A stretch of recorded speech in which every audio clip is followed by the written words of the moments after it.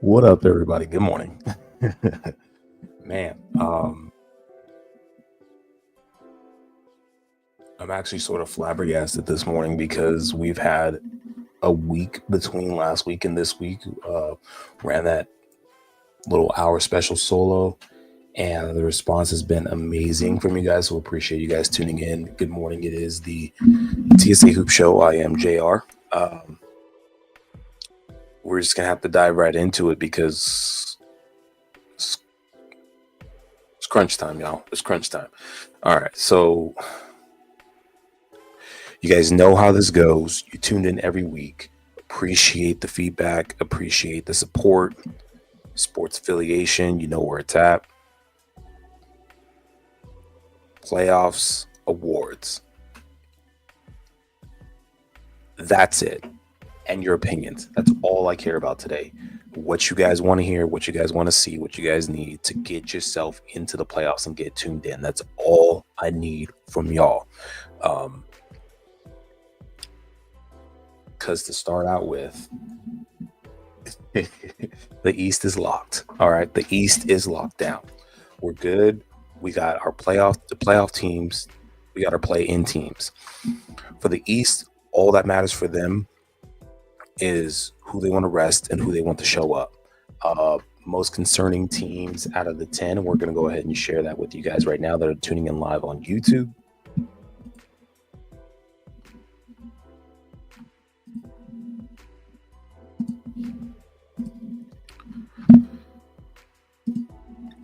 We're going to go ahead and give that to you right now so that way you can see exactly what we're dealing with right now. For those of you guys that tune into the Spotify or rewatch later, don't forget that you can go to Spotify, look up the TSA Hoops Show. We're working on getting more episodes up there for you guys to listen to for your listening pleasure. For you guys watching later, don't forget to subscribe and turn that notification on. Hit that like as well if you can for us. This channel for the sports affiliation, you can look for my glamorous face, or you can look for the background image that we have posted there. You'll be able to see one of those two things to be able to recognize which show it is. Pretty plain to see that the gauntlet is in the West is going to yield. The West is going to win the NBA championship this year. I'm sorry. It's just there's too much iron sharpening iron right now. There's too much of players, when they have an off game, they come back and have a great game. We're going to get into all that right now. Okay, so right now, this is what the playoffs look like if they started today, which they won't. We have way too much to get into. And don't forget, you guys hit up the comment section. I know you guys are popping in. You're saying hi. We appreciate the love. Make sure to leave something behind so that way we have something to give you guys to go back to. Appreciate that, Rick. Yeah, smash that like button. We're going to get into Houston. We got into Houston a lot last week. We got to get into some more about Houston because we have some comments about them.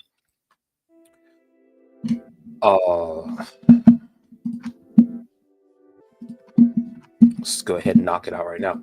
Okay, so East is our concern at the present moment. Seeds, in my mind, are basically locked. Pacers are right there. The best they could do, I believe, is third. I have to go back and check their schedule right now. Let's go ahead and do that. Indiana Pacers with 5 games left to go. 2 of them are against Cleveland, so they can't really hop anyone even if they win out. New York, however, okay, so 5 games, 3 spots of the 3rd seed. They can hop New York if New York drops their games, because New York, the Knicks, have a couple of games. Let's just go ahead and show that to you right now. We're gonna hop on over real quick.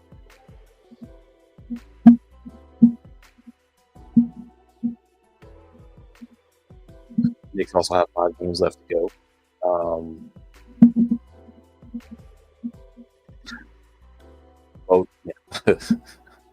Both Houstons are doing well today. Yeah, Rick, we can talk about your Cougars in a second. That beat Duke last night. Came back on a nasty run against Duke, double-digit run, and ended up moving on to the championship, which will be Monday. Still don't know why to this day you guys don't put it on a Sunday. Friday, Sunday, Friday, Sunday. Trying to improve the game and get visibility, man. Sunday, everyone's home already. No one's got to take time off. It would affect travel positively. New York Knicks. New York Knicks ending schedule. All right. Phoenix, Boston, Detroit, Cleveland, and then Brooklyn. There are, of the 10 teams we're going to talk about right now, because we got to get to every single one of them, and they're all ultra important. I think only 3 of them have one game where the team that they play against in the last 5 games is not playing for a playoff spot. I'll say that again. There's 10 teams. That's 50 games. And 10% of those games are of matchups where a team playing in it is not playing for a playoff spot. Every game counts at this point. Knicks, Phoenix, Boston, Detroit, Cleveland, Brooklyn. Okay, Phoenix is trying to play, I think, Kevin Durant injury right now. Still coming off the heels of that. We'll talk about more about Phoenix in a second. Knicks are at home against Boston, whom has locked up the 2nd seed. Who knows if they'll actually get the 1st seed? It just depends on how Cleveland finishes out the season. At Detroit, and Detroit's on a losing streak right now. Played a couple games without their stars, so that's neither here nor there. They're at home versus Cleveland, and then their last game is on the road against Brooklyn. The Knicks are. So ultimately, what we're looking at is if Indiana, who's at the 4 seed, wants to try to jump New York, they both have equally as difficult schedules, because Indiana they go to Utah, then they're at home against Washington. That's the one game that who knows what will happen. That's not a playoff team. They have 2 games against Cleveland, and then Orlando is the highest seeded play-in game at the 7th seed. Is that right? Yeah, highest play-in at the 7th seed. Orlando cannot get into the playoffs at the 6th seed. So now for Orlando, it's what are you doing? What can you do for me as far as playing this game? Because they may be resting some of their stars to get ready for that 7-8 play-in to qualify for the playoffs. Don't forget that if the playoffs ended today, playoffs go top 6 teams in each conference qualify for qualify for 12 spots, and then those last 7 through 10 teams on each conference play a combination of 3 games total in order to say who's the 7th and 8th seed and who's going to play that 1 and 2 seed. So New York is not one of those teams, but they can be in danger of dropping to the 4th seed, which will lower the amount of home games that they'll have throughout the playoffs. We know how crazy the 4-5 matchup was last year with Cleveland and Orlando. If things shook out where Indiana jumped to New York, New York will be playing Milwaukee, and we've seen what Milwaukee New York matchups turn into. It's an absolute bloodbath. I'm not sure that New York and Milwaukee have the manpower in order to survive coming out of that and going into a second round. So I think New York, if they really want to, well, now here's the even better question. Which team is healthier to fight a Detroit Pistons team? Not play, fight, because that team's got some grit, despite all things said about Isaiah Stewart. Let's just put it out there. Their enforcer. The team has some fight in them, and I think that's a team that in Detroit. So we're moving on from Indiana and New York to Detroit. Detroit's a team that I don't think any team wants to play at this point.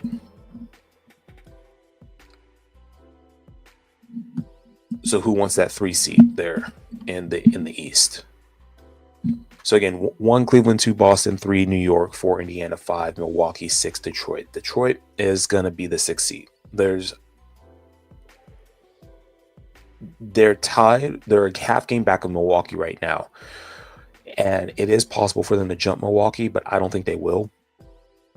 I was taking a look at how Milwaukee's been performing over the last 3 games. One of the biggest problems has been offensive rebounding, and they're sort of figuring that out. They're getting Brook Lopez to be more of a disruptor on the glass, preventing teams from being able to get more second chance points.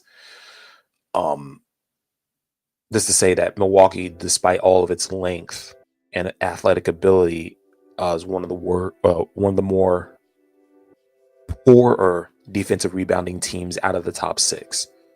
But I think that they're going to improve that, and they're going to shore that up. Doc's going to figure that out, and they're going to maintain that 5 spot, just on a mathematical sense. Detroit have been really pushing to get in the playoffs. They're in. I think that if I'm JB, I rest a couple guys, I punt a couple games, just because it's not. I think they're a good enough team to put punch against the 2 through 5. Mark that here. I think they can win a 7-game series in the opening round, and especially depending on their matchup. They're not dropping to the 7th seed, so they don't have to worry about playing Boston. Other teams are suspect right now. Everyone's got stars that are injured right now, minus the Pacers. The Pacers are 100% healthy, but they've been a suspect team all year. So now we got to get to the other side, because the 7 through 10, of course, we talk about it. More important matchup is who Orlando is going to end up playing. The 9 and 10 spot, of course, between Miami and Chicago, I think is a lock. Those teams just keep bouncing back and forth, going on streaks. I think that's the matchup right there. So go from there. But in the West,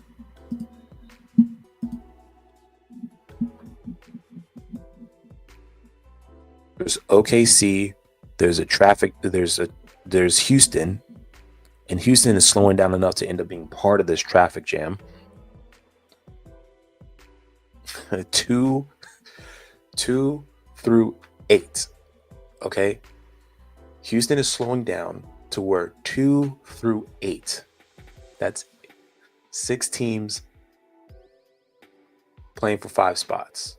It's technically, let me say that again, because I think I got that wrong. It's so in the West, the San Antonio Spurs, who are seated 13th in the West, are still eligible to make the play-in. They have to win out, and a lot of other teams have to drop some games, but that's how difficult the West is right now. Nothing's been completely settled except for Oklahoma City. Houston is in the playoffs. It's a question of where they end up seated at. Every team has 5 games left. The worst that Houston can do is be tied at 51 wins. Share that with you. Shout out to the Houston Cougars. Shout out to Rick Bruselas. And if you guys could, Brusuelas. Gotta make sure to get that pronunciation right. Rick, your Houston everything is showing success right now, and I'm sure that the town is rocking. Share this tab right here.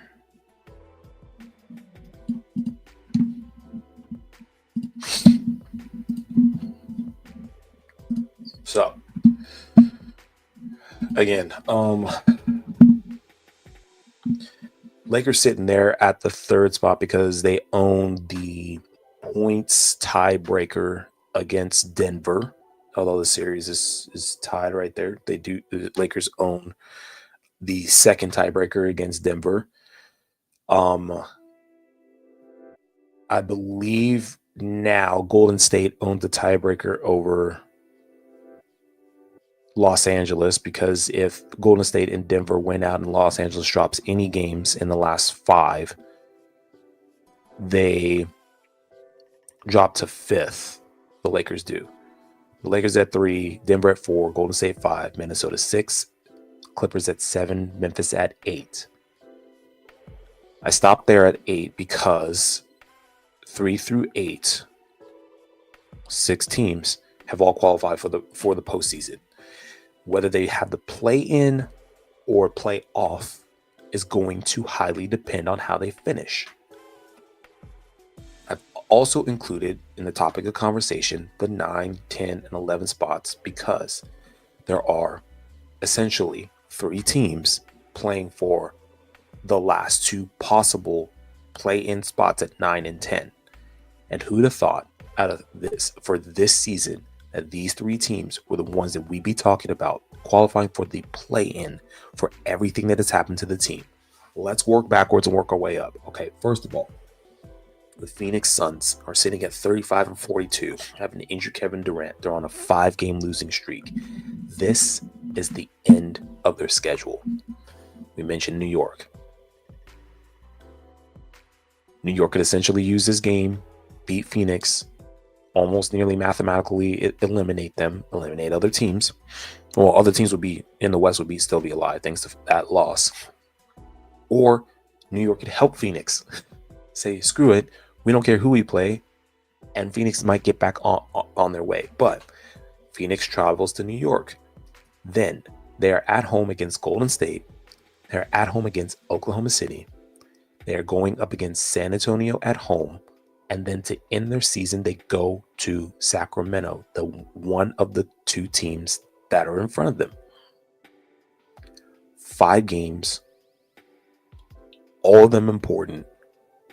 One of them without Kevin Durant. That's going to be dropping today at 4 p.m. Pacific. Is that 7 Eastern Standard Time? Yeah, so 4 local time. 4 in the afternoon on one of the premier games, so that'll be a great game to watch. Gauntlet, Golden State, LA Clippers. Yes, we're gonna get to your Houston team in a second, or a couple of minutes. Let's put it that way, because we've talked about out of the top 5. We talked about that last week. Houston has the worst as far as difficulty. The highest difficulty in scheduled games to end the season. One of, because the Lakers have OKC twice, so we'll get to them in a second. We'll get to them in a minute. But Phoenix, they need all of them to get in. Right now, standings, of course, suggest that they're all but eliminated. Dallas has 2 games on Phoenix. Sacramento also has 2 games on Phoenix. So they need those 2 teams, Dallas and Sacramento, to drop at least 3 and Phoenix to win at least 3. Which of those 3 games? New York, Golden State, OKC, San Antonio, and Sacramento are they winning 3 out of? They might win the last 2. Might. Because San Antonio just needs to figure out what they're trying to do, because they keep winning games and they're technically not mathematically eliminated, but they don't really have a team to compete in the playoffs. So what are you doing with this team? It's a young squad that's playing right now. Getting a lot of Stephon Castle minutes. Get a lot of Devin Vassell minutes. What do you do if you're Phoenix? Push, press. Golden State is... We're going to get to Golden State in a minute because they've made themselves a topic of conversation over the last week. A lot has happened, y'all. Not just the win against Denver, not just the win against the Lakers, but they literally made themselves a topic of conversation about being feared in the playoffs right now. We'll get to that in a minute. I don't think Phoenix makes it. I think they've lost just enough games. They're on a 5-game losing streak right now against all playoff teams. 5-game losing streak against Boston that injured Kevin Durant. Lost against Boston, and then lost against Minnesota, where Kevin got injured. Lost against Houston, lost against Milwaukee, lost against Boston. They had given up an average of 132 points over those 5 games. I think Phoenix is done.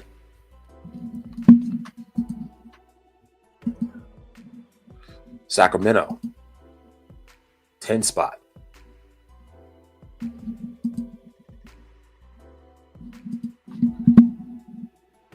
Let's go ahead and share their schedule right now.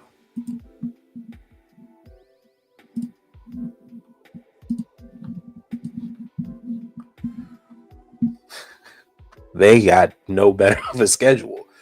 They go to Cleveland. They go to Detroit.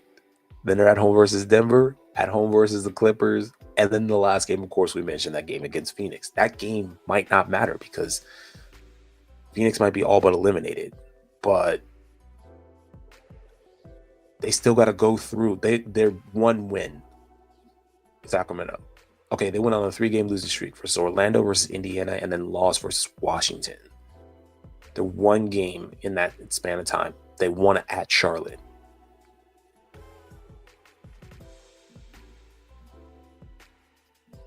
So you got Cleveland,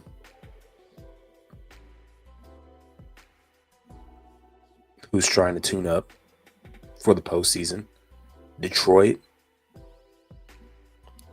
who's mathematically trying to jump the Milwaukee Bucks right now, just showing how their prowess and what they can do. Denver, who somehow finds a way to drop a game here and there, and they're still figuring out which seed they want because they're strong enough to be a playoff team. They just need to mathematically get there. The Clippers, who we got to talk about also in a second because they're in the mix too. And then Phoenix.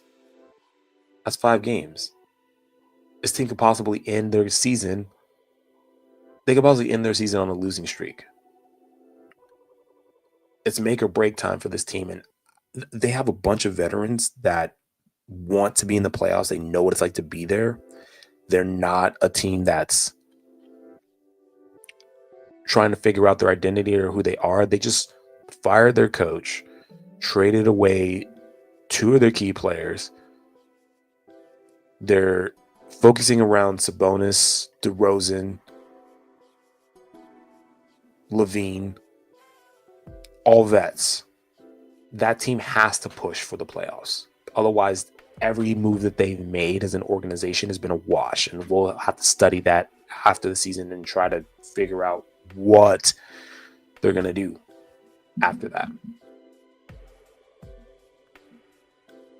And surprisingly, out of all the teams, after everything that's been done to them, the Dallas Mavericks at the 9 spot. These guys. Let's stop sharing Sacramento because Dallas, I'm going to just go ahead and tell you, also 5 games left. The Dallas Mavericks have 2 games at Oklahoma City back to back, today and Tuesday. Sorry, that's the Lakers. That's not right. Still ridiculous. Dallas Mavericks have 5 games. Oh, I take that back. Dallas Mavericks have 3 games left. I stand corrected. Their next game is not until they played yesterday, lost against the Clippers. They're on a 2-game losing streak because they lost both games against the Clippers. Anthony Davis is back, by the way, y'all. What was that? First game back on Friday. He scored 30. 26 yesterday. Lakers fans are going to go see him in Dallas on the 9th. And they think that he's going to score 60 because he's got rest. First game against the Lakers since the trade. Then they're at home against Toronto, and then they go to Memphis to end their season. I think that they could win 2 out of those 3 games. Memphis is that team that I said that might not make the playoffs, but could make the play-in. Just injuries aside. But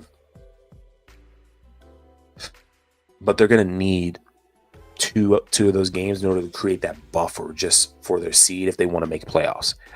And again, not sure why, if you're Dallas, you want to do that as an organization because you're putting more pressure on your players to play. But all things coming out of the camps from Dallas say that the players just do want to play more basketball. Injuries have robbed these respective players of their season. And so maybe they just want to play a little bit more basketball than what they've been given.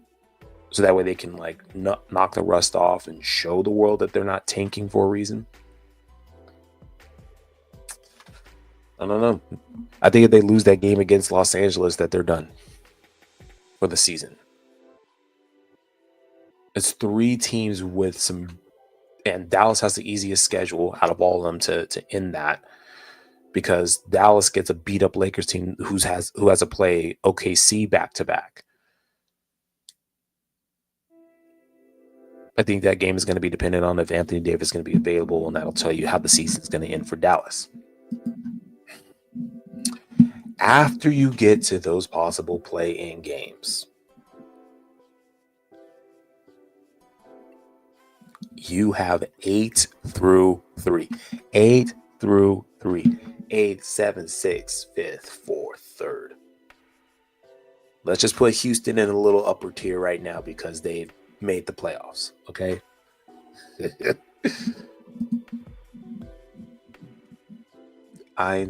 3, 4.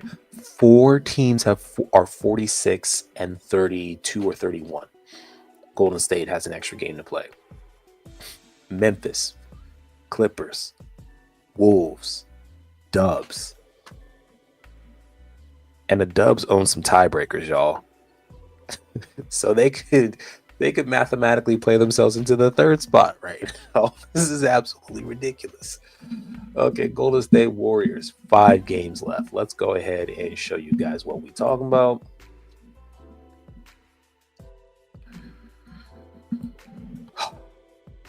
It's stressful being in the West, man. Living in California, taxes, prices, tariffs. Stressful being out here, man. All right, Golden State. They're at home versus Houston. Then they go to Phoenix. Talked about the state of Phoenix right now. So who's gonna play if you're Golden State? San Antonio, Portland,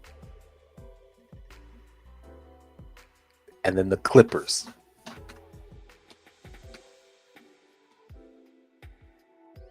Golden State might have one of the easier schedules in order to vault Denver. They beat Denver on Friday. If they lose today against Houston, Denver still has a chance to protect its home court advantage. But a lot of ifs and buts today. I think a lot of teams are rooting for Houston today, including the Lakers. If the Lakers want to maintain more of a home court advantage, because the Lakers have been a terrific home court team this season and want to take full advantage of that, I think Lakers are rooting for Houston. Golden State on a 5-game winning streak. New Orleans, San Antonio, Memphis, Los Angeles, and then Denver.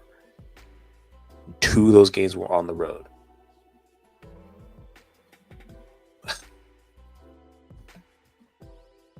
Golden State, Mike. I think it would be the most ridiculous thing if the same team that started the season on a hot streak was the number 2 team, I believe, when we talked about it to start the season. If they book in it with being being the number 3 seed, because right now they're at 5, and we vaulted Memphis, Los Angeles, and Minnesota because there's going to be this weird mathematical situational thing that's going to go on between them that's going to take a whole other show to talk about. But the way that Anthony Edwards is playing, I think that Minnesota is going to take advantage of the scheduling of the Clippers and the Memphis Grizzlies are going to be 6. So Golden State they're in, it's where. I think 6 through 8, lock. 3 through 5, not a lock. You heard it here on a show before that I believe that Houston will be at that 2 spot, Denver will be at that 3 spot, and Lakers will be at that 4 spot. We're going to get to more on why in just a second. But it's about push and math. NBA got lucky with the scheduling. Again, it seems that for the last 5 years, they've just gotten super lucky with being able to provide teams with a reason to play out the season. Oklahoma City, they lost their most recent one against Houston, but they literally have no reason to play the rest of their season. None. They won.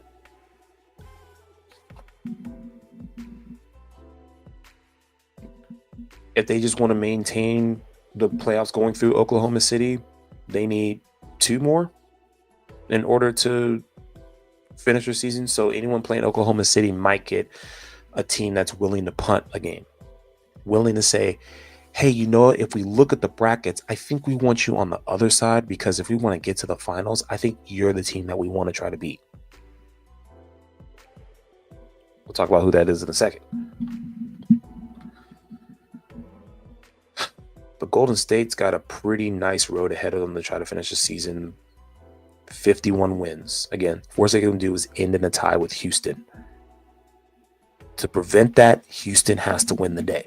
If they win today, 2 seed, locked up, done. No math can break that. That's it. Because they own, not only will they have those 52 wins, but they own tiebreakers all over all the other teams. So we're done. Okay. Shout out to H-Town. Rock is taking off. City Connect jerseys. Colorway is okay. Suit design could take some work. Let's go to the 4 seed. I want to share this right now.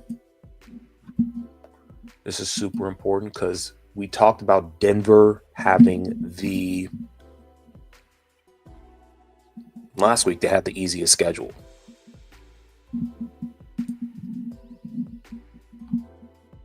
The easiest schedule to end the season.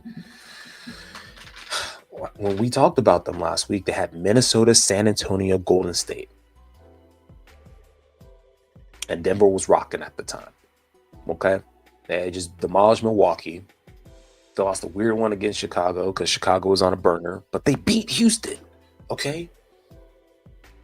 So we were like, oh, yeah, Denver's going to take it. And in the season, they had Minnesota, who was kind of down there. We weren't sure what Anthony Edwards was doing. Anthony Edwards is a game-winning shot. Okay?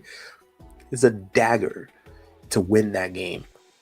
Not much you can do about that. Iggy said something about this.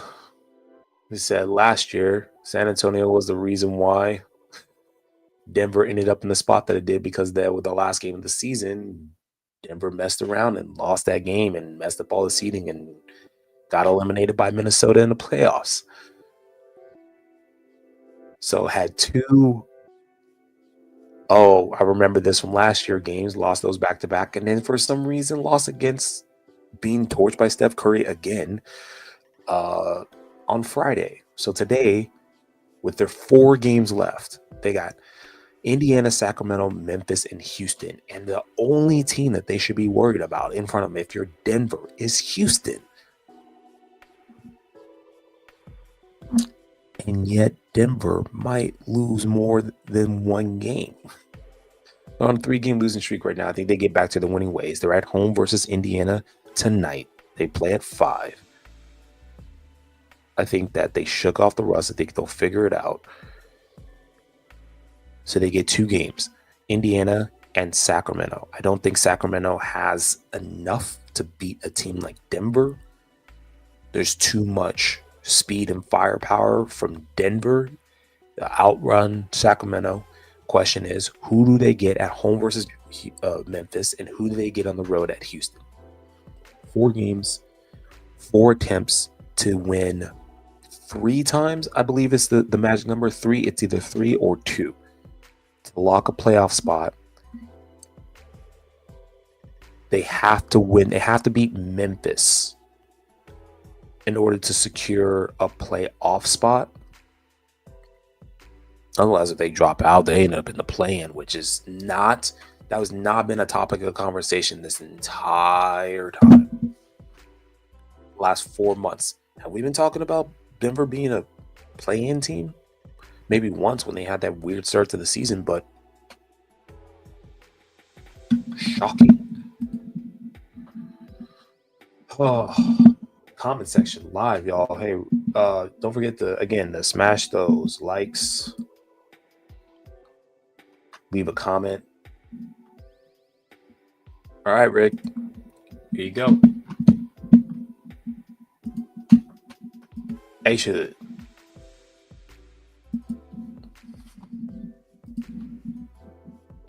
We're gonna skip the Lakers for right now, because Lakers are in your ESPN feed. You don't need me for that. As a Lakers fan, I'm slightly embarrassed how much media coverage we get. Shout out to OKC. 51-27 Houston Rockets. Boy, oh boy, oh boy.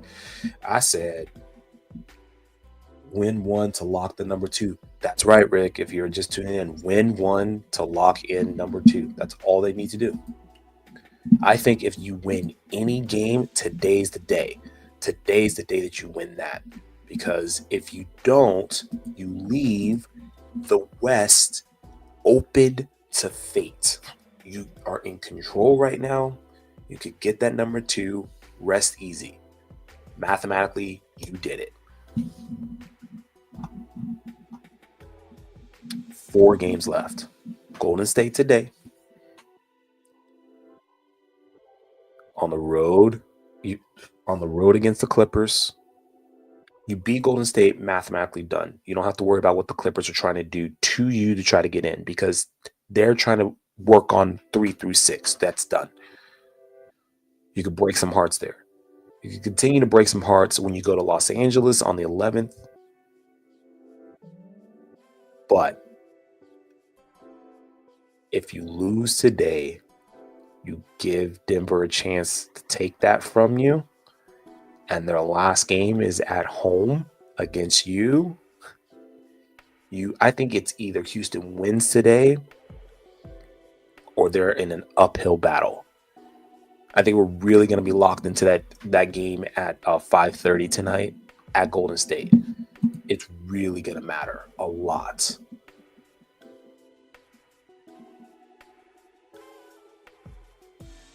In fact, I'm making a prediction right now. I think Houston goes 128 118. I think that there's enough there. And the hard part is that, like, Golden State knows this, and they're going to play a little bit more rough. They're going to get some calls today, and I think that Houston and Ime Udoka need to be smart and make sure that no one fouls out. Make sure that there are no texts thrown. Dylan Brooks, I'm looking your way. I think that they need to smother and shut down Steph Curry. I think that they need to be very aware of Podziemski, and they make the league realize that Houston is not just back, but they're in it to win. And the only way they convince everyone of that is by beating a streaking Golden State team right now. I know there are more games left, but this is for all the marbles today. Yes, big brain thinking. I've been thinking. For sure. Appreciate the love.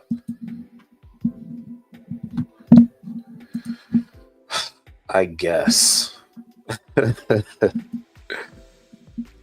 I guess we could talk about the Lakers. The reason why I don't want to talk about them is because not only do they have one of the more difficult schedules, and play the number one team twice on the road, horrible road team.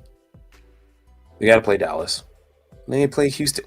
Okay, screw that game against Portland. Okay, screw it.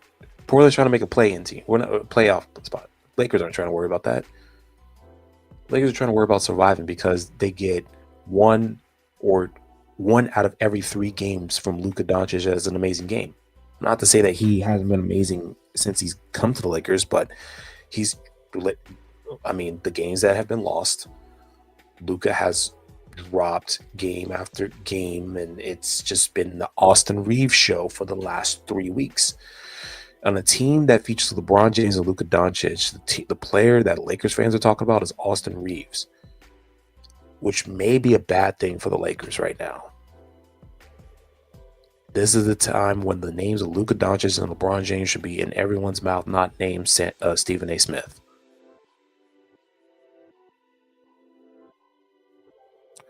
And now I owe somebody some push-ups because I said I was going to go through a whole week in a couple of shows without mentioning that man's name. So there you go. Lakers in danger of being the 5th seed. And I say in danger of because 5th seed is pretty hard to work from, but unless you're last year's Dallas Mavericks.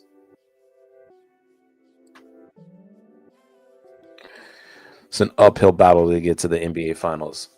You got to knock some teams out of the way. You got to get some help. And the Lakers could use some help. They want to make sure that, of course, Denver is on the other side of the bracket and some team is taking care of them. And that's the West right now. It's an alphabet soup. It's a mishmash. It's convoluted. It's highly complex. It's a darn yarn ball that needs to get unspooled. And today is the day where that unspooling starts to happen. And it all starts with Houston. You guys make sure to tune into some NBA today. You get a rest from the NCAA because the men play tomorrow, but the women play today. If you're not going to watch any NBA, watch that. Watch Paige.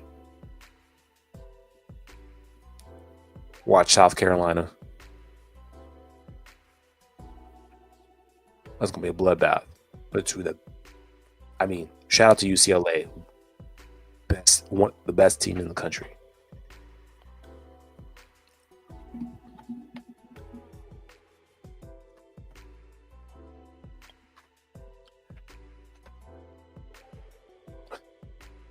But you guys need to tune into NBA today because these games are absolutely important. I'm going to try and tune into one of them after I go run out in the woods for a little bit.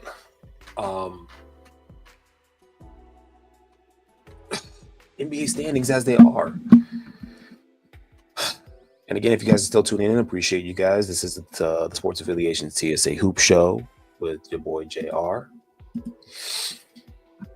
We're going to get a little bit into season awards. Not much has changed over the last couple of weeks. Votes are still going up on the sportsaffiliation.com. You can check our blog out there. SGA is still our leading vote. And as the season starts to slip away from Denver, Jokic is getting further and further from our minds and our mouths. Not to say that he isn't the best player. Again, this is not the best player award. This is the most valuable player. And anyone that agrees that Steve Nash should have gotten those 2 votes over Kobe Bryant for MVP, and that LeBron James shouldn't have won MVP 50 billion times, you're the reason why Jokic is not getting MVP this season. I'm sorry. Okay? All the stat heavy stuff, all the nerds out there, all the people that get to vote and they base it off of stats and fantasy value alone, blame them. All us old heads seeing how greatness should be. That's what we wanted to do with the MVP. We wanted to say, this player is great.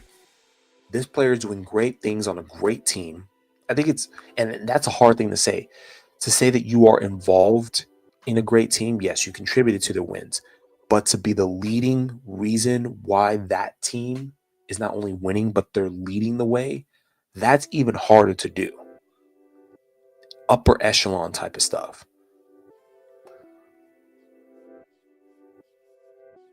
If Jokic decides to put rockets on his back and decides to carry this team to close to mathematically a 2 spot at the end of the season, great. We can put him back in the conversation. But right now, it's SGA leading that. Most improved player. I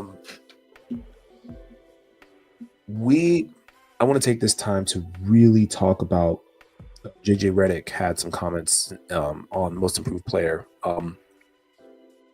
Person that I follow reposted a question, and he had mentioned how it was presented in a Lakers practice, and he was talking about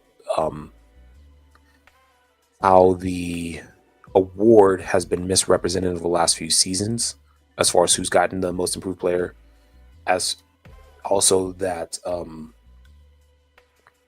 someone asked about Austin Reeves possibly being voted as most improved player, and he didn't even want to go there. He said that Austin Reeves is not going to get it, and I couldn't agree more. Austin Reeves is not going to get it for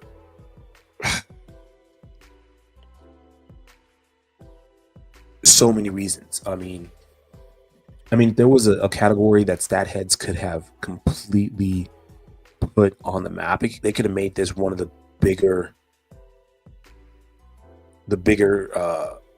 awards to be viewed. MVP could have been just a shoo-in, giving writers an easy out, like, oh yeah, well, let's just vote for the best player, and Jokic would have gotten it, and they wouldn't have to worry about that. But a statistical and a viewed improvement, not just in involvement in their team's success, but their own individual improvement as well. The most improved player could have been a statistical delight. And it's so convoluted that we keep getting split as to who's the most improved player. I think it's Cade Cunningham. Other people think it's Peyton Pritchard. Some people, Lakers fans, think it's Austin Reeves, because Austin Reeves is now officially one of the big 3 for that team. You can go on down the line with teams, their players, and how they've improved this season. And like Amen Thompson could get that. For a little bit, you could have talked about Victor Wembanyama. Jalen Williams could have been one of those guys. You have so many players that in some way, shape, or form could quantify what it means to be most improved for the season. But right now, our votes are going towards Peyton Pritchard and Cade Cunningham. So keep an eye out for that. 6th man of the year, Peyton Pritchard. I think that he personifies what it means to be a guy that could start. He has started in a couple of games when there have been guys sitting. Yo, what up, JC? Thanks for tapping in. Remember to show some love, y'all. Spread it around. We got guys on this team that do a lot of work to put into this show. I just show my face and talk a lot. Brains behind this whole operation is not me. I'll tell you that right now. Coach of the year, that could be interpreted. I mean, you got what Boston's doing is unprecedented, having back-to-back successful seasons. Now the most threes made in the season, because there was a point there where Boston's 3-point percentage just completely plummeted. They were losing some key games, but what coach is doing over there is amazing. What Cleveland has done in this season, the number of win streaks that have reached double digits, off the charts. Very highly winning team, high cerebral team. Definitely got to look at them. My vote's for Detroit. Some people are going to go over with OKC's coach, Daniel. I really got to practice these names, man. That's on me. I'm starting to sound like Charles Barkley. Dag. You make sure to get your votes up. You leave your comments below our posts so we can give those some considerations.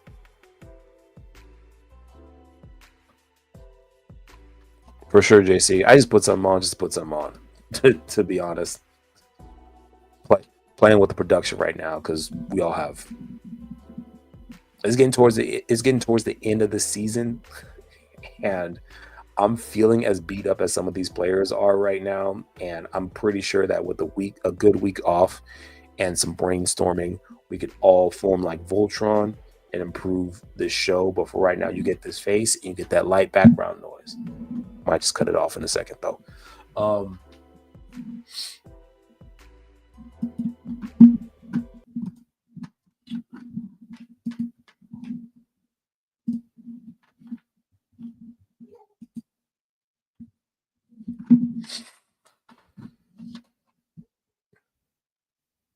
And then Defensive Player of the Year. Dyson Daniels. Oh, I'm sorry. We also had Christian Braun voted as a Sixth Man of the Year. I just want to throw that out there. So we're not giving no love to Denver players. Could Russell Westbrook be voted for as Most Improved Player?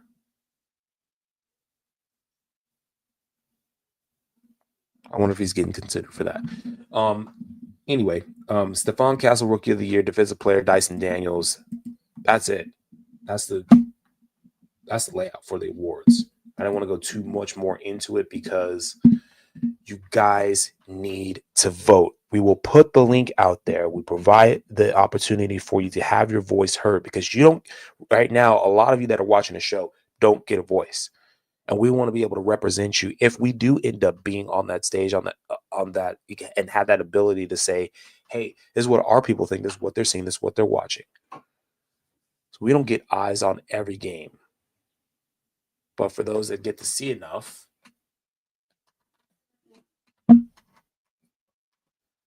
we want to be able to give you a voice too. Yeah.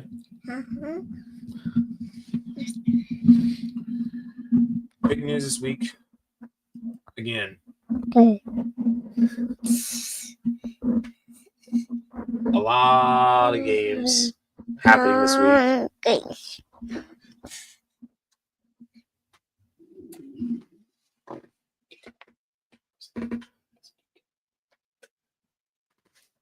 You want to say bye? Bye. Bye.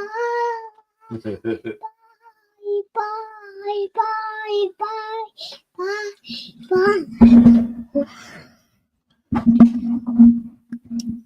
No big news this week. Other than the games that are being played, we broke down how everything's going to break down as far as the playoffs are concerned. Let's throw up the fun predictions. Can you hold up a 2 for me? 2. 2. 2. 2. Okay, For 2, Houston this week, guys. Houston. All roads lead. Houston. Very good.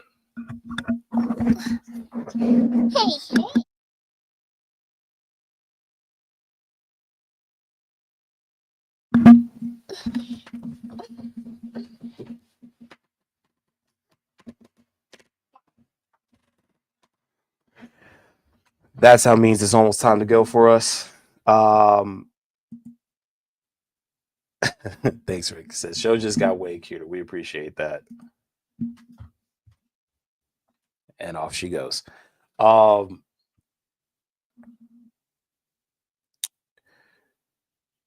predictions. I don't know about fun, but big predictions this week. Again, Houston's going to show us who they are, and Denver is going to figure it out. I don't think that losing streak is for nothing. I think they'll mathematically be able to figure out how to get back in it and take over that 3 spot.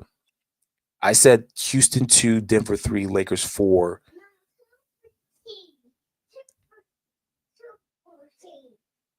5 and 6 are going to be interesting because you got Golden State right in there, who's definitely trying to show everyone. And of course, my prediction to get that final seed is going to be. Oh, you're back.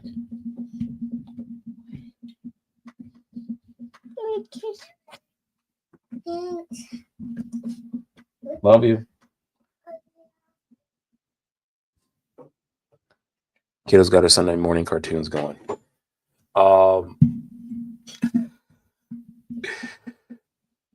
That final playoff spot, I think it's gonna be Minnesota, y'all. Again, that's I'm sticking with that prediction. I'd rather be 10 toes in on this one, and it's not that I don't have faith in Memphis. Clippers show some life and then they go away, and they show some life and then they go away. So I have no idea what they're doing, and I just think that Anthony Edwards is just playing too much honest basketball to be denied a playoff spot.